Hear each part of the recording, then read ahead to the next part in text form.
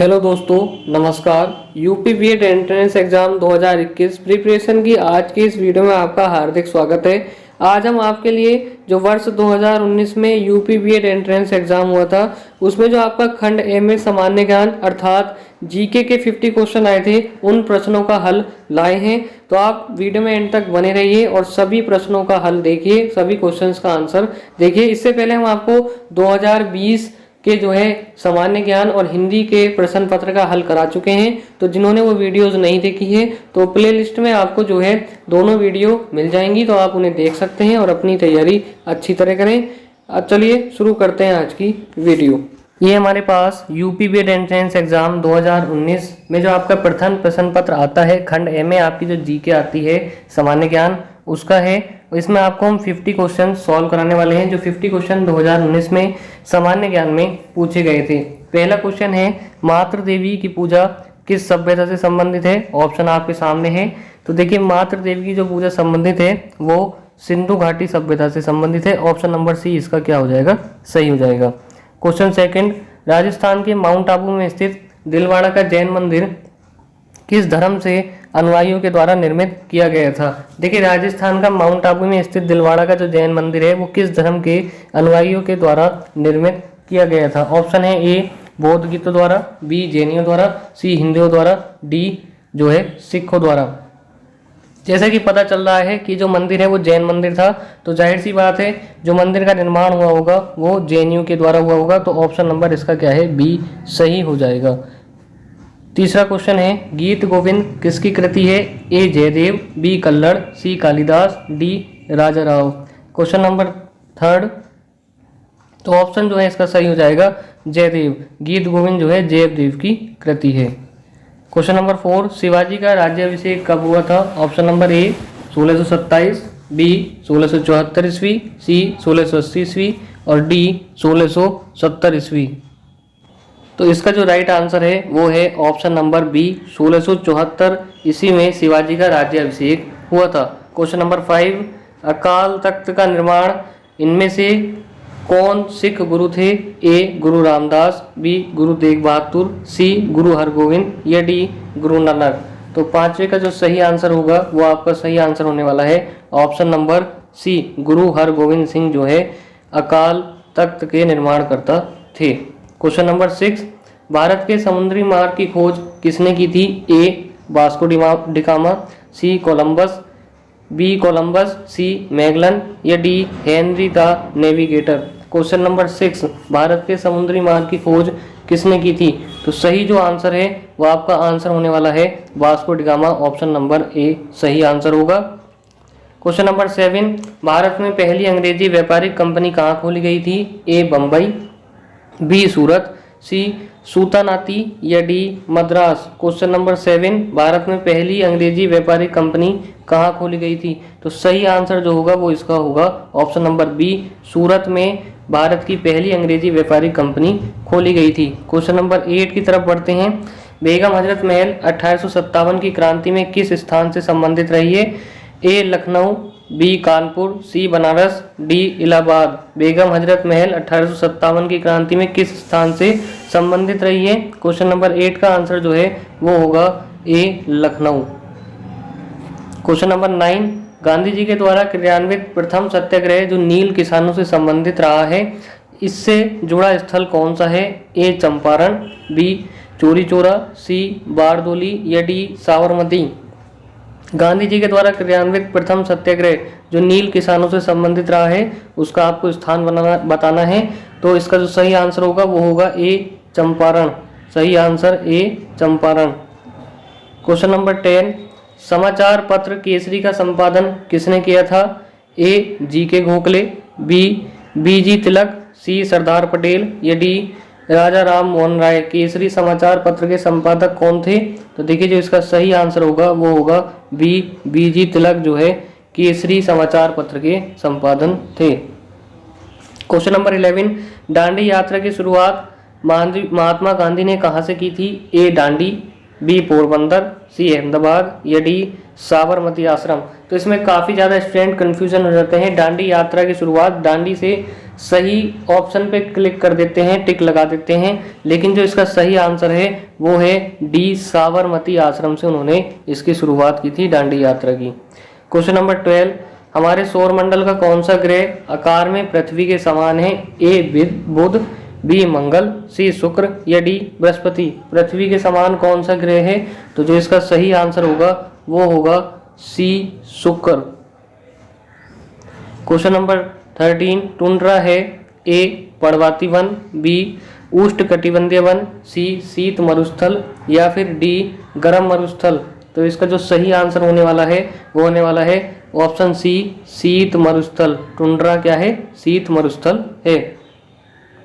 Question number 14, वायुमंडल की सबसे निचली परत को क्या कहते हैं? ए समताप मंडल, बी तापमंडल, सी क्षोभ मंडल या डी मध्यमंडल। वायुमंडल की सबसे निचली जो परत है वो कौन सी है?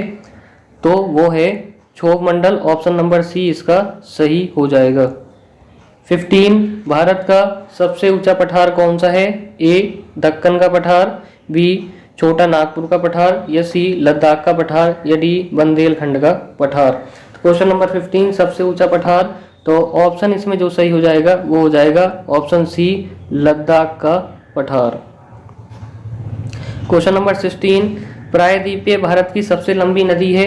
ए कावेरी, बी नर्मदा, सी कृष्णा या डी गोदावरी। तो कौन सा ऑप्शन सही होगा इसमें? प्रायद्वीप भारत की सबसे लंबी नदी, तो सबसे लंबी नदी थी गोदावरी है। क्वेश्चन नंबर 17, पश्चिमी घाट के उत्तरी भाग को किस नाम से जाना जाता है? ए कोरोमंडल तट, बी मालाबार तट, सी कोंकण तट या डी उत्तरी सिरकार। क्वेश्चन नंबर 17 का जो सही आंसर होगा वो होगा ऑप्शन सी, कोंकण तट। क्वेश्चन 18, वह प्रोग्राम जो किसी व्यक्ति द्वारा पढ़ा जा सके उसे क्या कहते हैं? A program code, B human code, C sources code या D system code. Question number 18, तो इसका जो सही आंसर हो जाएगा वो ह्यूमन कोड हो जाएगा, जैसे कि ह्यूमन नाम से पता भी चल रहा है मानव। क्वेश्चन नंबर 19, निम्नलिखित में से कौन सा भारत की निम्न कृषि उत्पादकता के लिए उत्तरदायी नहीं है? ऑप्शन आपके सामने है। ए सहकारी कृषि, बी आवश्यक आदतों की उपलब्धता, सी भूमि के उपयोग और उसकी अधिकारिता या डी कमजोर वित्त व्यवस्था और विपणन। क्वेश्चन नंबर 19 का जो सही आंसर होगा वो होगा ऑप्शन नंबर ए, सहकारी कृषि जो है भारत की निम्न कृषि उत्पादकता के लिए उत्तरदायी नहीं है। क्वेश्चन नंबर 20, निम्नलिखित में से कौन सा बंदरगाह भारत के पश्चिमी तट से संबंधित नहीं है? ऑप्शन आपके सामने है। ए नाहवा सेवा, बी मागोआ, सी तूतीकोरिन या डी कोची। कौन सा बंदरगाह भारत के पश्चिमी तट से संबंधित नहीं है? तो जो ऑप्शन इसमें सही हो जाएगा वो हो जाएगा option C, Tuticorin. Next question 21, Delhi में सर्दियों के समय वर्षा होती है? ए दक्षिणी पश्चिमी मानसून, बी उत्तर पूर्व मानसून, सी संवहनीय वर्षा या डी पश्चिमी विक्षोभ। क्वेश्चन नंबर 21 का दिल्ली में सर्दियों के समय जो वर्षा होती है वो पश्चिमी विक्षोभ। ऑप्शन नंबर डी आपका क्या हो जाएगा? सही हो जाएगा। नेक्स्ट क्वेश्चन की तरफ बढ़ते हैं जल्दी से। क्वेश्चन नंबर 22, सामूहिक उपभोग का अर्थ है? घरेलू खपत, ए बी व्यक्तिगत खपत, सी स्वयं खपत या डी देश के नागरिकों द्वारा की गई खपत। सामूहिक उपभोग का अर्थ जल्दी से आंसर बताएंगे अपना अपना कमेंट बॉक्स में। तो आंसर इसका जो सही होगा वो होगा घरेलू खपत। ऑप्शन नंबर ए इसका जो है सही हो जाएगा। सामूहिक उपभोग का अर्थ ये होगा। 23, राष्ट्रीय आय को और किस नाम से जाना जाता है? ए जीएनपी साधारण लागत पर, बी जीएनपी बाजार कीमत पर, सी एनएनपी साधारण लागत पर या डी एनएनपी बाजार कीमत पर।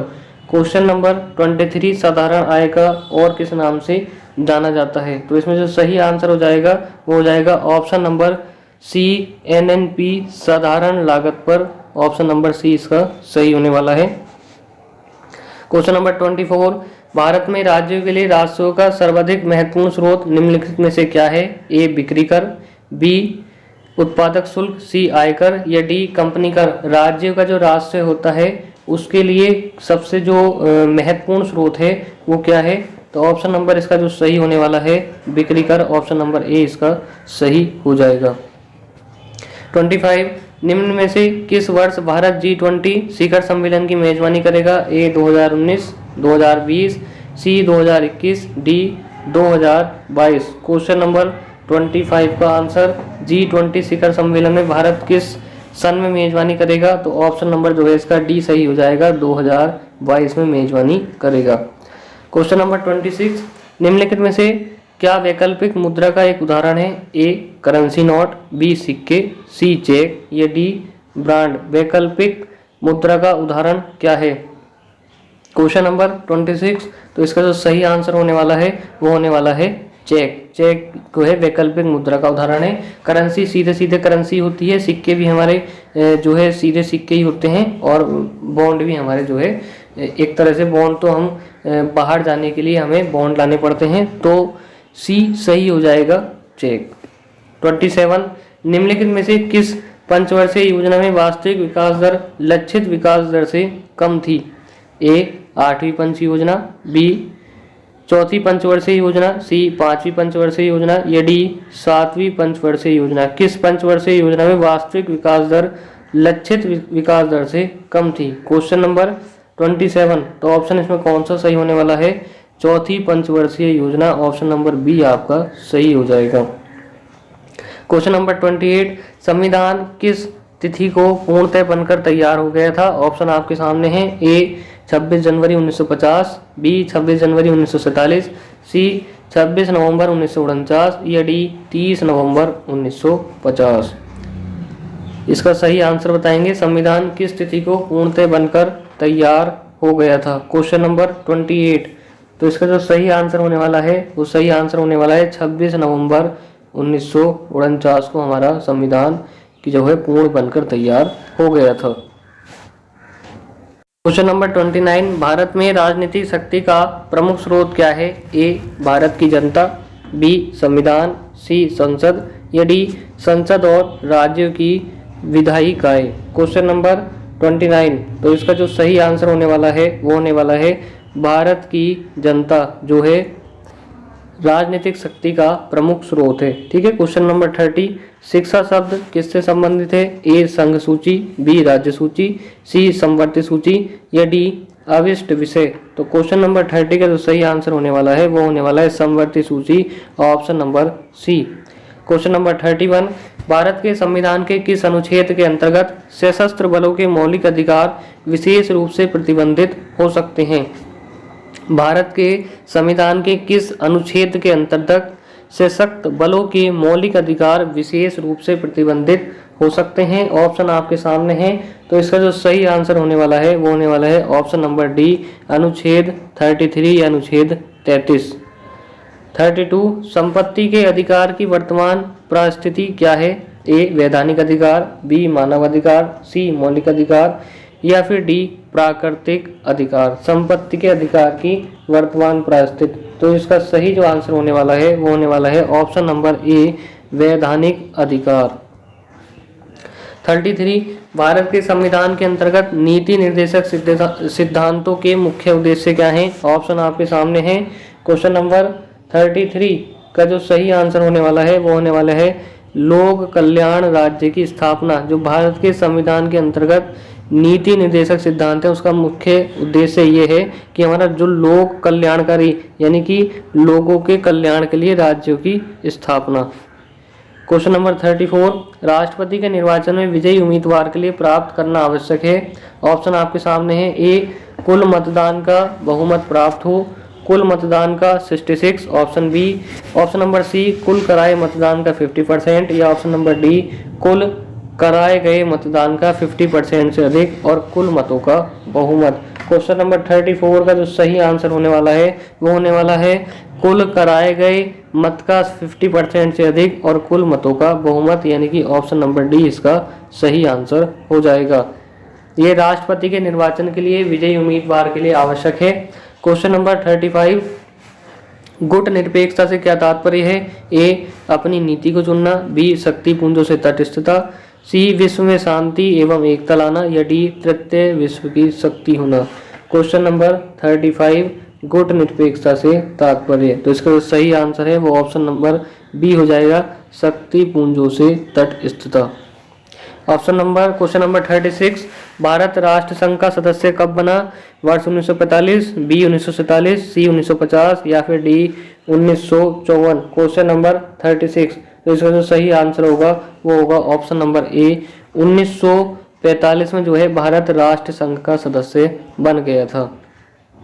37, विश्व व्यापार मंडल का प्रमुख उद्देश्य क्या है? ऑप्शन आपके सामने है, आप इस एक बार ऑप्शन रीड कर सकते हैं। क्वेश्चन नंबर 37, तो इसका जो सही आंसर है वो सही आंसर होने वाला है ऑप्शन नंबर सी, विश्व व्यापार की मात्रा में वृद्धि करना और प्रतिबंधों की समाप्ति, जो विश्व व्यापार संगठन का उद्देश्य है।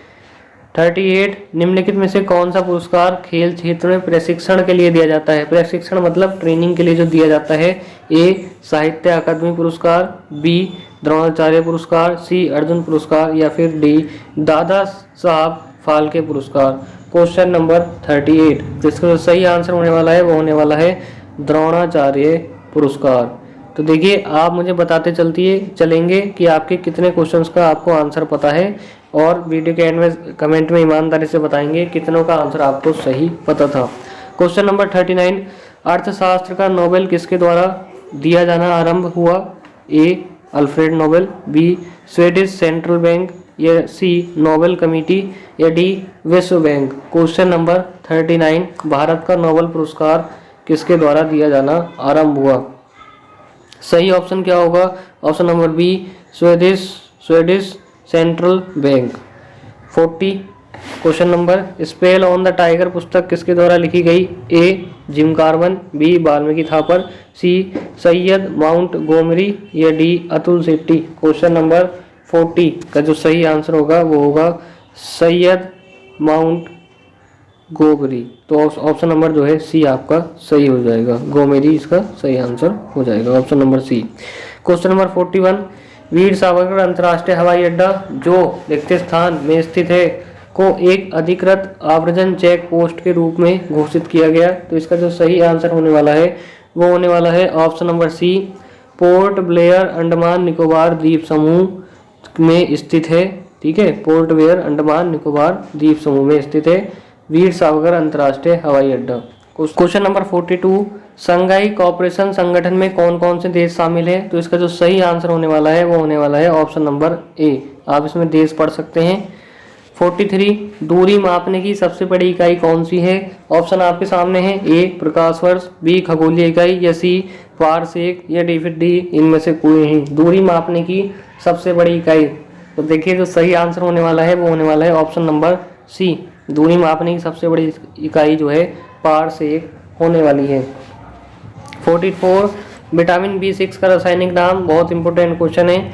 ए नियासिन, बी पायरिडॉक्सिन, सी साइनोकोबलामीन या फिर डी राइबोफ्लेविन। तो ऑप्शन नंबर जो इसका सही होगा 44 का ऑप्शन नंबर बी जो है पायरिडॉक्सिन विटामिन B6 का नाम होने वाला है। गति के नियम का प्रतिपादन किसने किया? ये तो सभी को पता होगा, जल्दी से कमेंट बॉक्स में आप मुझे जवाब देंगे गति के नियम का प्रतिपादन किसने किया। तो जो इसका सही आंसर होगा वो होगा 45 का ए, न्यूटन ने गति के नियम का प्रतिपादन किया। 46, डीटीपी का विस्तार करें, यानी डीटीपी का आपको बताना है पूरा नाम क्या होगा। तो 46 का जो सही आंसर होने वाला है वो होने वाला है option number A, desktop publishing, इसका जो है सही आंसर होगा option number A. Next question की तरफ बढ़ते हैं। खाद्य दवा व खाद्य पदार्थों के संरक्षण आदि में किस अम्ल का प्रयोग होता है? क्वेश्चन नंबर 47, ए साइट्रिक अम्ल, बी बेंजोइक अम्ल, सी फॉर्मिक अम्ल या फिर डी एसिटिक अम्ल। जो खाने के पदार्थ हैं और दवा के संरक्षण के लिए किस अम्ल का जो है यूज होता है? तो ऑप्शन नंबर जो इसमें सही होगा वो बी बेंजोइक अम्ल का यूज होता है। 48, मस्तिष्क किसके साथ मिलकर केंद्रीय तंत्रिका तंत्र की स्थापना करता है? ए तंत्रिका तंत्र, बी मस्तिष्क, सी मेरुरज्जु या फिर डी केंद्रीय तंत्र। क्वेश्चन नंबर 48 जो सही आंसर होगा वो होगा मेरुरज्जु। सही आंसर क्या होने वाला है? मेरुरज्जु, option number C. Question number 49, रण वर्णदंता किस प्रकार का रोग है? ए संक्रामक, बी उपार्जित, सी अनुवांशिक या फिर डी जन्मजात। रंग वर्णदंता क्वेश्चन नंबर 49 का जो सही आंसर होगा वो होगा अनुवांशिक रोग होने वाला है। ऑप्शन नंबर सी सही आंसर। 50, चीनी यात्री फाहियान किस शासक के समय आया था? क्वेश्चन नंबर 50 लास्ट क्वेश्चन 2019 का। तो इसका सही आंसर चंद्रगुप्त द्वितीय, ऑप्शन नंबर सी सही आंसर होने वाला है। तो ये हमारे पास 2019 के जो जीके सामान्य ज्ञान के आपके क्वेश्चंस आए थे वो हैं। अब आपको आगे वीडियो में 2019 के हिंदी के जो एग्ज़ाम पेपर आया था वो मिलने वाला है। 2020 के हम आपको एग्ज़ाम पेपर प्रोवाइड करा चुके हैं, उनका सॉल्यूशन तो आप प्ले लिस्ट में देख सकते हैं जिन्होंने वीडियो नहीं देखी है। वीडियो कैसी लगी कमेंट बॉक्स में बताएं, अच्छी लगी तो लाइक कर दें, अदर फ्रेंड्स के साथ जरूर शेयर कर दें ताकि सभी को अपने यूपी बीएड एंट्रेंस एग्जाम देने में इन क्वेश्चन से बड़ी मदद मिलेगी। उन्हें पता चल जाएगा किस प्रकार का पेपर आपका आता है। वीडियो में अंत तक बने रहने के लिए बहुत बहुत धन्यवाद।